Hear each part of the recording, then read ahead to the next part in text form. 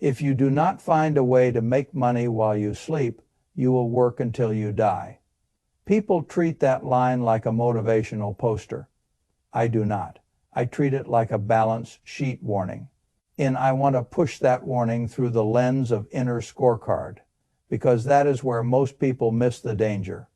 Most working people think they are building security. What they are often building is a prettier of dependence. They sell time, receive a paycheck, feel relief for 2 days, and then repeat the same cycle with the same vulnerability. That cycle looks respectable in San Diego, in New York, in Omaha, and almost everywhere else. But the math under it does not become better just because the routine is common. The central mistake is not effort. Effort is valuable. The mistake is effort without an ownership destination. If your labor never graduates into assets, you stay trapped inside regret arithmetic. You can earn more and still remain fragile. You can receive promotions and still own nothing that works without you. An owner's operating system begins with a different question. Not, how can I earn more next month? But how can I build something that continues without my continuous physical presence? That one shift changes every downstream decision. It changes how you spend evenings, how you think about weekends, and how you convert cash flow into freedom scorecard. Owners look for leverage. Leverage is not always debt. It is code, systems, brand, distribution, teams, equity, licensing, and media that can move farther than one body can move. Employees are usually trained to become more valuable. Personally, owners are trained to build structures that are valuable independently. That is why the Saturday morning CEO idea matters. Your job can fund the bridge, but your off-hours must begin building the exit. Weekends are not only for recovery if freedom is the goal. They are also for architecture. That architecture is how you escape inner scorecard and create something with runway. The first stage is often embarrassingly small. A tiny acquisition, a service with one client, a media channel with little reach, an investment discipline that looks boring. People dismiss the small stage because it does not yet feel like freedom. They miss that every large system once looked unimpressive at the start. An exit strategy should exist long before you are desperate for one. That is true in business, and it is true in personal finance. The person who waits until burnout to think about freedom will almost always make emotional decisions from a weak position. The person who builds the exit while still stable has options. This means you should know your enough number, your freedom timeline, your debt policy, your asset acquisition policy, and your skill conversion policy. You should know what cash flow stays labor-based, what cash flow begins to assetize, and what habits need to die for the transition to happen. A lot of people want freedom and still spend as if they are committed to dependence. Expensive cars, oversized housing, status spending, and identity purchases make the exit slower, because every new liability hires your future labor in advance. If you want escape velocity, you cannot keep adding weight to the rocket. That is why austerity is often misunderstood. The point is not misery. The point is strategic force. Every spared dollar can become a worker that labors for you later, instead of a servant you must feed forever. As an employee, your inventory is time. You wake up with 24 hours, and only a slice of those hours can be sold. That is why I keep returning to the image of inner scorecard. The shelf is finite. Once the day is sold, it is gone forever. No matter how talented you are, the machine shuts off when you stop moving. People argue with that by pointing to high earners. They say a doctor can bill more, a lawyer can bill more, a consultant can bill more. I do not disagree. I am saying the model is still labor, a higher price. Per HR is still a ceiling, if the hour remains the unit of production. You can become an expensive prisoner without becoming a free person. That is why I think the phrase employee trap is accurate. A trap does not need to feel miserable to be a trap. It only needs to keep you dependent on repeating the same motion for the same source of oxygen. If the income dies the moment your labor stops, you are not wealthy yet, no matter how polished the office looks or how impressive the title sounds. The emotional danger is that the trap is dressed as adulthood. You are praised for consistency. You are praised for reliability. You are praised for endurance. Meanwhile, the deeper question is rarely asked: what part of your current effort is becoming an asset, and what part is simply feeding the next payroll cycle? This takes us to the difference between linear effort and exponential outcome.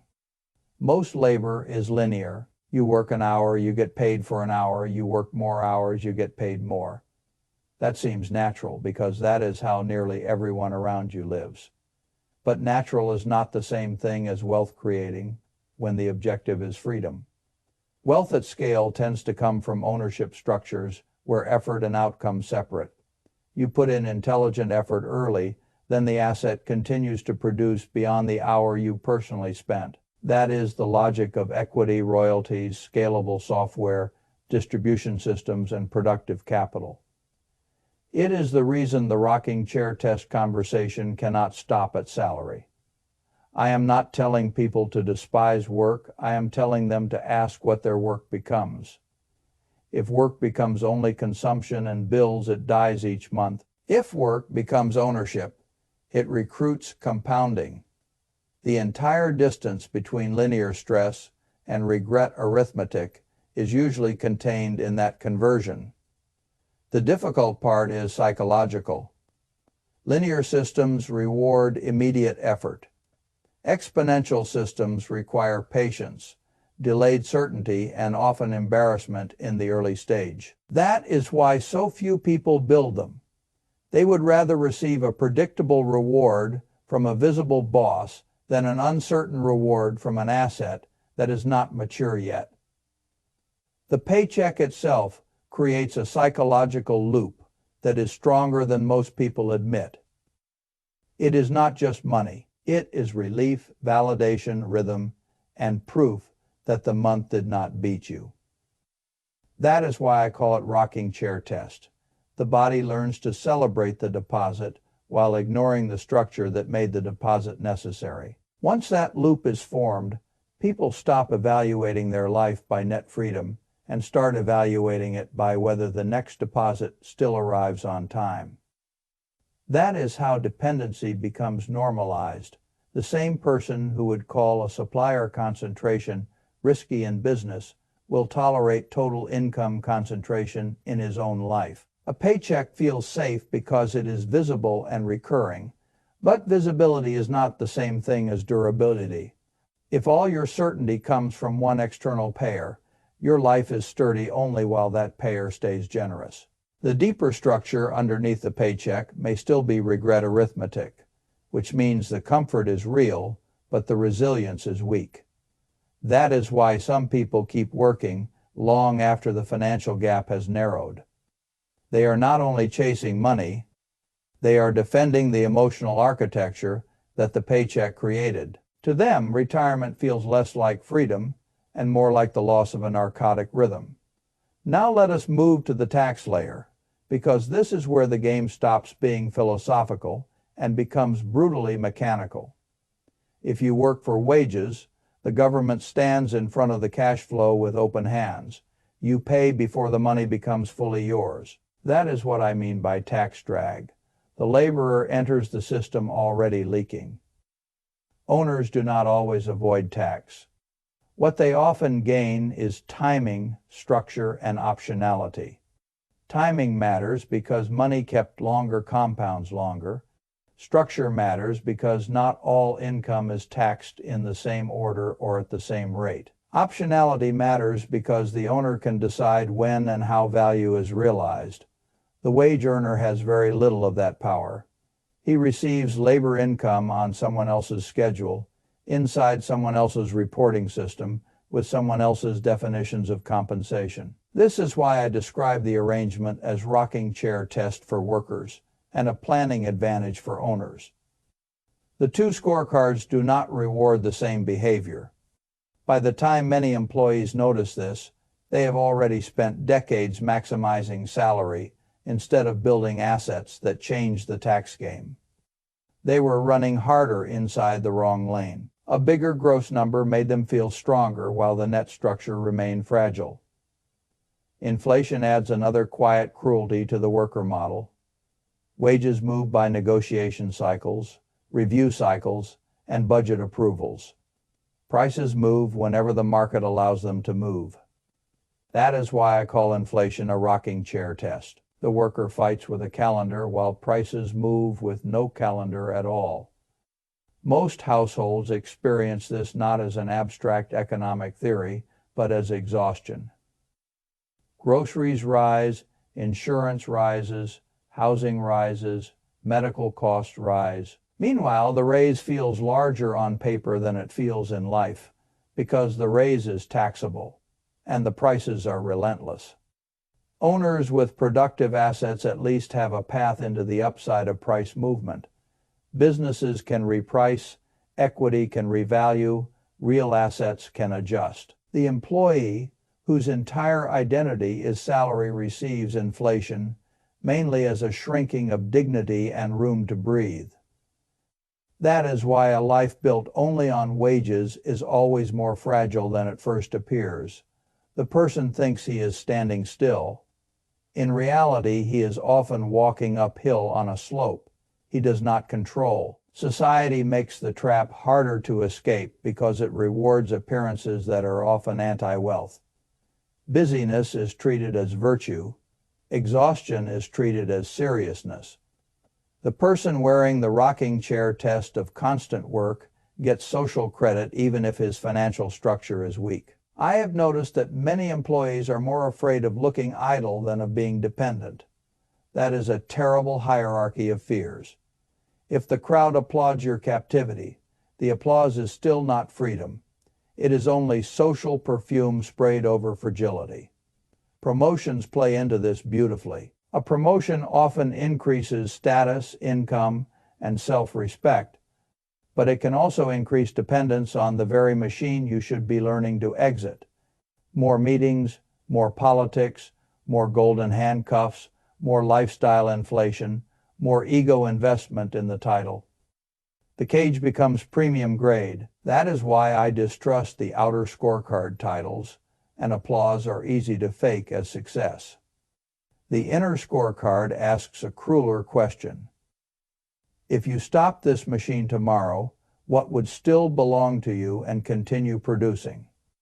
I want to end where every serious money discussion should end, with old age and honesty. Imagine yourself at 90, sitting quietly, with no title left to hide inside.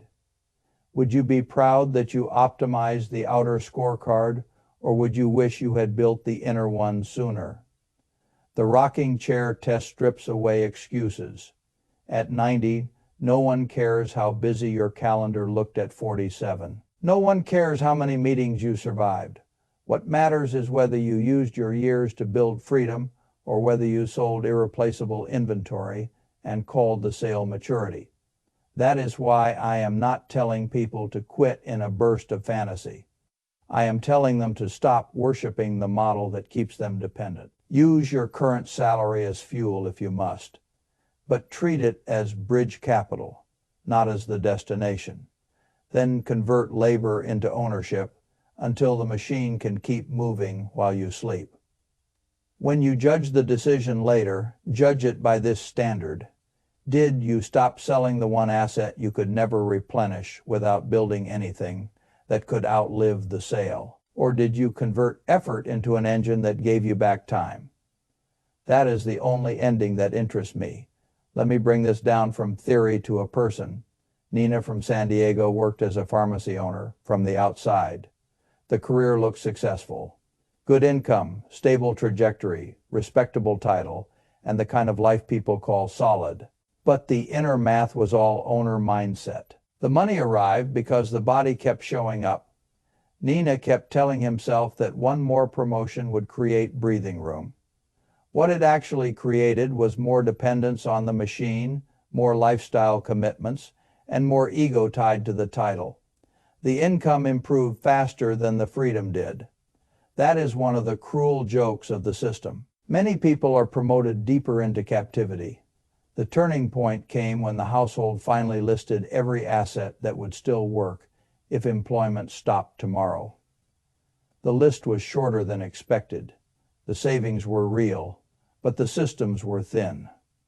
There was not enough ownership, not enough independent cash flow, and not enough designed optionality. That inventory check changed the conversation overnight. What followed was not a fantasy leap, it was a methodical conversion.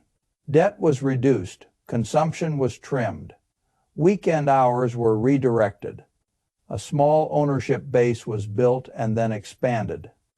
That is how regret arithmetic starts in the real world. Not with drama, but with reallocation. That case matters because it shows the bridge principle clearly. The salary can fund the escape if you stop treating the salary as the destination. Use labor to buy assets, use assets to buy time, then use time to think more clearly and build better assets. That loop is the opposite of the worker loop. Most people never complete that conversion because they remain loyal to the wrong scoreboard. The scoreboard says promotion, bigger salary, nicer symbols. The better scoreboard says freedom, optionality, ownership, and the ability to let a Tuesday morning belong to you. I trust the second scoreboard because it survives the rocking chair test and the first one does not. If I were translating this into action, I would start very simply, audit every dollar of lifestyle inflation that keeps you tied to labor. Choose one asset path you can understand. Commit a fixed percentage of cash flow to ownership instead of random consumption. Build one small system outside the job and protect it with seriousness. Then I would watch behavior, not slogans. Do you spend weekends constructing the exit or anesthetizing the stress of dependence? Do you use raises to accelerate freedom or to decorate the cage? Do you buy applause or do you buy leverage? The answers to those questions say more about your future than your current title ever will. That is why this is not a motivational speech for me. It is a design problem. You can remain an employee in body while beginning to think like an owner in mind. And once the mind changes, the calendar, the money, and the life start to change with it. The school system makes this worse because it trains behavior before it trains. Children are taught punctuality, obedience, memorization, and the ability to sit still in rows. Those are excellent traits if the goal is to feed organizations with compliant labor. They are not the first traits I would teach if the goal were ownership, independence, and capital allocation. Notice what rarely gets taught with equal seriousness. How to read a cash flow statement, how to think in terms of acquisition costs and lifetime value, how to turn skill into distribution, how equity outruns wages over long periods, how tax structure rewards one type of behavior and punishes another. I am not saying formal education has no value. I am saying most people leave the system fluent in earning and nearly illiterate in owning. That is how the rocking chair test pipeline stays full. Society gets excellent workers who never develop an owner's operating system. Then the person enters adulthood with a map that ends at salary. He becomes more polished, more certified, more employable, but not necessarily more free. If the map is wrong, greater speed just gets him to the wrong destination faster. That is why intelligence alone does not rescue people from the trap.